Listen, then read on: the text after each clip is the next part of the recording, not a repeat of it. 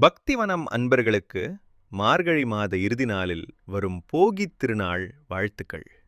பழையன கழிதலும் புதியன புகுதலும்.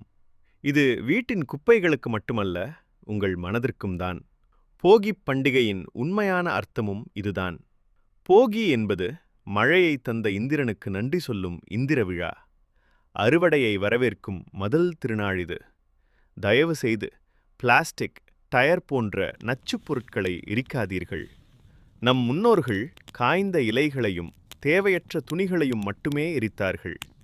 காற்றை மாசுபடுத்துவது பாவமாகும். வீட்டை சுத்தம் செய்து வாசலில் நிலப்பொங்கலிட்டு கூரையில் காப்புக்கட்டு செய்யுங்கள். ஆவாரம் பூ, பூலாப்பூ, வேப்பிலை. இது தீய சக்திகளை தடுக்கும் என்பது ஐதீகம்.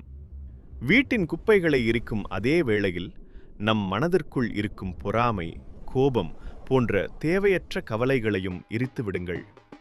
வீடு சுத்தமானால் மட்டும் போதாது, மனசு சுத்தமானால்தான் அது உண்மையான போகி. நன்றி, வணக்கம்.